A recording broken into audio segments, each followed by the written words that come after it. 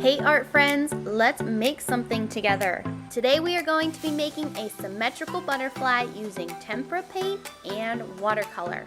When something is symmetric, that means it is the same on both sides. So I'm taking my 12 by 18 white piece of drawing paper and folding it in half right down the middle. Folding our paper in half to create a nice crease down the middle of our paper, which will be our line of symmetry. When we paint our butterfly, we're only going to be painting half of our butterfly, and we're only going to be painting on the right side of our crease. This way we can reflect our butterfly onto the other side to make it symmetric. With my black tempera paint, I'm going to start with a half circle. I'm painting my half circle on the right side of my line of symmetry and filling it in.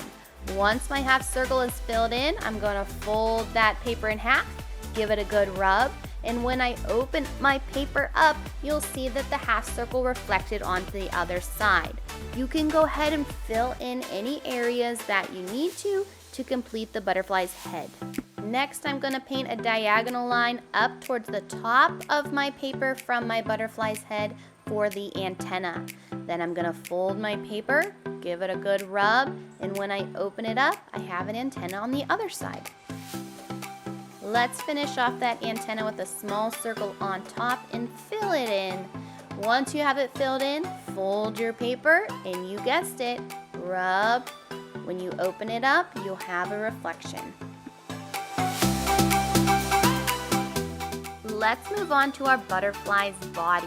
Underneath of its head, I'm going to draw a long half oval, kind of like a stretched out circle.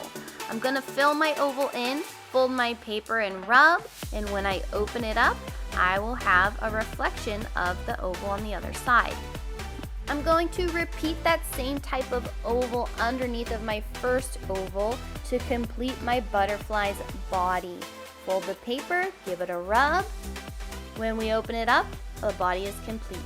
To start the wings, I'm going to start with a diagonal line from my top oval up towards the top of the paper.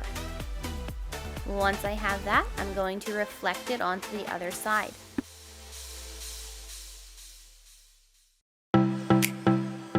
From here, I'm going to draw a horizontal line from the middle of where my two ovals meet out towards the side of my paper. Once I have that, I'm going to reflect it to the other side. Let's connect those two lines with a bumpy line. I'm going to do 3 big bumps to connect my two lines. And of course, you guessed it, I'm going to reflect that bumpy line over to the other side, and we have the top of our wings. At the bottom of my butterfly's body, wow, that's a tongue twister, I'm going to go ahead and do a diagonal line down towards the bottom of my paper, fold, rub, and reflect.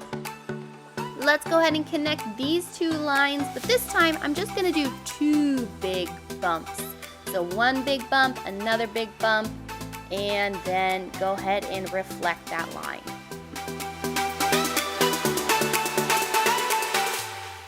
We're going to start to add some details to our wings. I'm starting with some circles inside of those big bumps that I drew. This is going to resemble a monarch butterfly's pattern. I'm going to reflect them to the other side and then do the same thing down at the bottom. Now you can absolutely follow along and do the same pattern I'm doing on my wings, or you can use your creativity and come up with your own design for inside of your wings. Whatever design you do, just remember to reflect it to the other side to keep your butterfly symmetrical.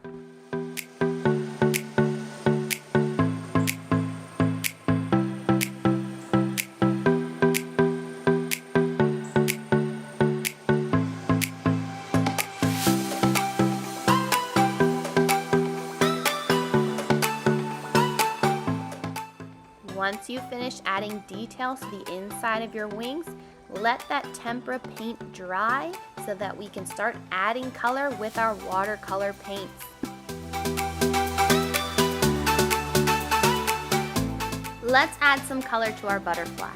I'm using watercolor paint, and I'm using red, yellow, and orange, similar to the colors of a monarch butterfly. To start using my watercolor paints, I need to wake them up with lots of water. I'm gonna add a puddle of water on top of my yellow first to wake it up and start painting. I'm using the yellow on the inside of both of my wings, and this time we're not gonna reflect onto the other side. We are just going to be painting our butterfly how it is. Once I've painted the inside of my wings with yellow, I'm gonna go ahead and move on to the orange. I'm going to blend that orange into my yellow just a little bit, painting the middle section of my wings and not quite going all the way to the outer part of the wings just yet. I'm also gonna leave those circles on the outside white, similar to what a monarch butterfly wings looks like. Once I'm finished with the orange, I'm gonna go ahead with my red and fill in the area all the way towards the outer part of the wing, blending into the orange a little bit. But remember, keep those circles white. You absolutely could use other colors as well. I just decided to use the colors of a monarch butterfly, but you could use whatever colors you'd like on your butterfly.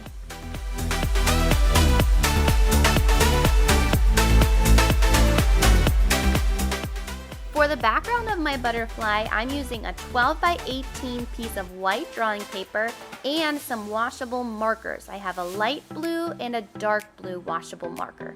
With my markers, I'm just creating different size circles all over my paper, and I'm overlapping some of them until my paper is filled up. Once my paper is filled with circles, I'm gonna take a paintbrush and some regular water and just go right over all of my circles. This is going to allow the color of the washable markers to spread out. And let's set that to the side to dry. Now that my butterfly is dry, I'm gonna go ahead and carefully cut it out. Once my butterfly is cut out, I'm gonna flip it over and I'm gonna put some glue on the back. But I'm only putting it right in the middle of my butterfly. Lots of glue right down the middle. Then I'm going to place it in the middle of the background and give it a good rub, rub, rub. And when I'm finished, I have a monarch butterfly on a cool colored background.